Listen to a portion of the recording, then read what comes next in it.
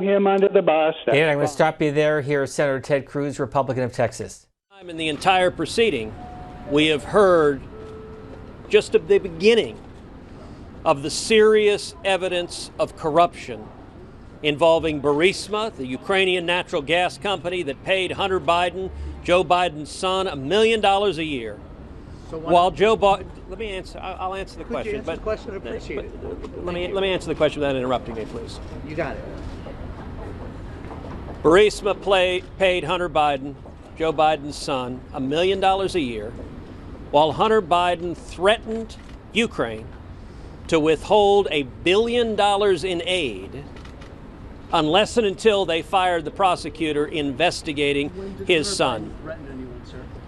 Joe Biden threatened. Joe Biden is Vice President of the United States, and we just saw a video, which I would encourage every news outlet here to actually show the video of Joe Biden bragging how he told the president of Ukraine that he was going to cut off $1 billion, he was going to block $1 billion in foreign aid to Ukraine unless they fired the prosecutor. And in Joe Biden's own words, son of a bitch, they fired the guy. So why not have Bolton testify? You said you'd answer the question. Hold on, Andrew. I'm sorry? Let me answer the question. I did ask the question. Why?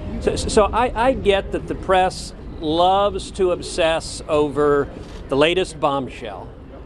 Listen, I don't know what John Bolton's book says or doesn't say. I've seen the New York Times coverage, but at the end of the day, it doesn't impact the legal issue before this Senate. The legal issue before this Senate is whether a president has the authority to investigate corruption. So the House managers built their entire case on the proposition that investigating Burisma corruption, investigating the Bidens for corruption was baseless and a sham. Hold on, let me finish this. No, I'm going to finish my point, and then I'm happy to answer your question. The House managers based their entire case on the proposition that investigating corruption for Burisma and concerning the Bidens was baseless and a sham. That proposition is absurd. We've just seen, they said there wasn't a shred of evidence concerning corruption. We've just seen 2 hours of evidence. And at a minimum, it was not only reasonable and justified, but the president, I think, had an obligation to investigate corruption that potentially extended to the very highest levels of government. Senator, over those 2 hours, none of the president's attorneys mentioned one single possible crime that Hunter or Joe Biden are accused of. Basically, what they said was Hunter Biden got a job. That was vice president. If that's a crime, I mean, shouldn't half of your children be in prison? My children are 9 and 11. And I'm sorry that you want to throw a 9-year-old in prison. But at this point, my third grader plays basketball and softball at her school. So stop playing the nasty. Stop playing the nasty Washington game. I'm sorry, that's not nasty Washington game. Attacking a 9-year-old? Senator, I have no idea. All right. Senator, we've seen reports about a possible one Republican witness, one Democratic witness. Would you be open to that idea? Look, in my view, additional witnesses are not necessary.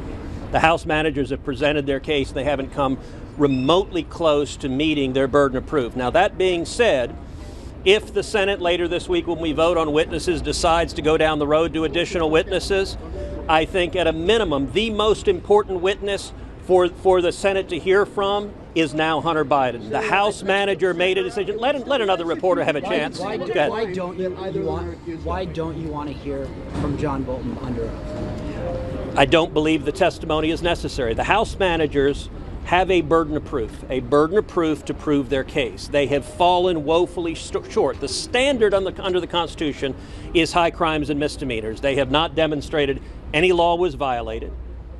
And the president was entirely justified in asking for an investigation of corruption concerning Ukraine and potentially Hunter Biden and Joe Biden. At the end of the day, there may or may not have been. After you see this last hour Isn't that we just saw. there a shadow over the president if you don't have testimony in a trial? Look, the shadow over the presidency is the last several months of sham proceedings in the House where they only heard from prosecution witnesses and they ignored the very substantial evidence of corruption with the vice president going to the very top potentially of the administration. And by the way, the Obama administration pointed out the conflict of interest over and over and over again, and so did the press until the press decided to defend the House Democrats' partisan impeachment attack. This has been a sham from the beginning. Presidents have the authority to investigate corruption, and there was overwhelming authority. All right, I'm going to let these guys. Senator Braun, on that one-for-one witness question, what do you have to say? Oh, definitely. We get the witnesses. It'll be a 1-for-1 or a 2-for-2. But all I can tell you is I sat through this last hour, and that was the most powerful presentation on either side. And what it gets at is that the president had every right to look into corruption because he did such a good job of comparing what was overlooked during the Obama administration and how thick the Bidens were involved. In fact, the main takeaway from this is I'm sure now that they mentioned the Bidens 400 times in their own presentation, it's probably the vice president's worst nightmare of how this has risen to that profile. So was it right to ask for a favor? I mean, that's what it boils down to, not the quick pro quo, but the fact that he asked for a favor from Ukraine. Did you watch the video of Barack Obama? Well, it sure was today. Now we're coming down here. We're coming down here to tell you that we just spent the last couple of hours, and we're all here as senators to talk about this. And what we're going to tell you is what we've just seen in the last couple of hours, and what we saw in the last couple of hours was one on the issue of obstruction of power. And what obstruction of Congress and abuse of power. The argument on abuse of power, which is one of the 2 articles of impeachment, we spent a good hour going over what that actually means. And Ted worked at the Supreme Court. He was a clerk. We understand this. And I thought the most telling thing on that one of the 2 articles was the tape played of Chuck Schumer explaining to the country back at the time of the Clinton administration that abuse of power, that the president actually has an obligation to protect the presidency.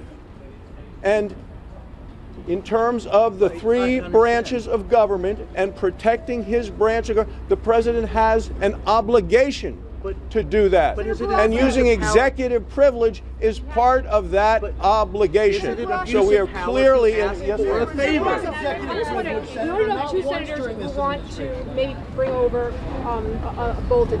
Are those 2 senators, and perhaps the 2 others who were perhaps looking at that, also serious about bringing over the witnesses that perhaps Republicans want? And are you all united in that? Well, she's asking a question about witnesses. We're going to decide Friday on witnesses, but it's not going to be a one-sided issue. We have another day. We have this evening, tomorrow, for the president's case to be presented. We have 16 hours of questioning on Wednesday and Thursday, and then ultimately the question will come, have we heard enough? Are we ready to go to final judgment, or do we need to hear from more people? If we need to hear from more people, it's going to be a group of individuals, but 51 senators will make that decision on Friday and not before Friday, regardless of what questions you ask. Thank you, everyone. Yes.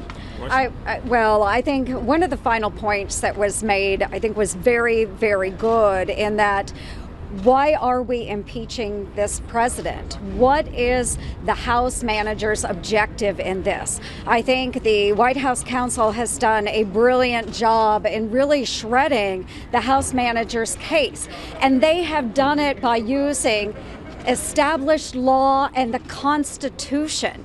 I mean, they have spelled it out. We're not putting in fluff stories. They're not talking about, well, when I was a child and I grew up to be a judge. I mean, we're not talking about, they're presenting the law.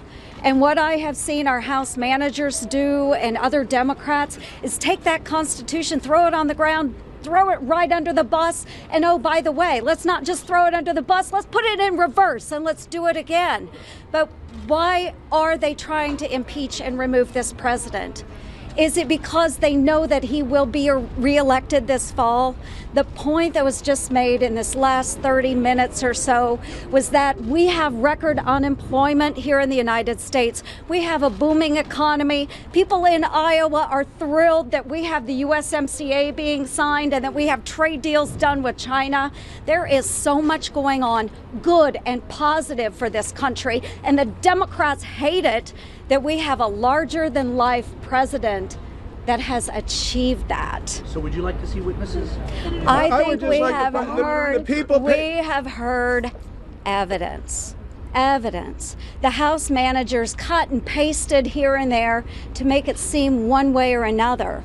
The White House counsel has put that entire conversation by each one of the witnesses together and have disproven all the innuendo and gossip that the House managers based their case on. So yes or no, witnesses? So we have yet another day maybe of discussion coming from the White House counsel. We have our own questions that we'll ask, and then we will make that decision. But at this time, again, the White House counsel has absolutely shredded the case brought forward by those House managers. And the final issue, the people that were paying, everyone was paying close attention for the discussion about the Bidens, but the four people whose eyes were fully wide open were Elizabeth Warren, Bernie Sanders, Michael Bennet, and Amy Klobuchar, all leaning forward. I'd never seen them all so attentive as when this discussion was on Joe Biden. Iowa caucuses, folks. Iowa caucuses are this next Monday evening, and I'm really interested to see how this discussion today informs and influences the Iowa caucus voters, those Democratic caucus goers. Will they be supporting Vice President Biden at this point? Not certain about that. So we're going to wrap it up. The last hour was the crux of the trial. So I would really suggest there were more people listening and paying attention, and that last hour, I think, closed the deal. So I would look at that, and it was impressive. Senator, you often call us fake news, but you I don't do that. I understand, Yeah. but this administration has. That's okay. And they I don't. quoted a number of reports in their defense today. Do you think that's fair then to call us? All I can tell, I don't use those terms or words, but the president can choose to use them if he wants to. All I can tell you, the part of the trial that I think made the difference, and you ought to pay attention to it carefully, was just done in the last hour. I think that closed the deal for anybody needing more information. It was to just breathe deep, and we'll get to the question of witnesses, and we'll cross that threshold on Thursday or Friday. Thank you.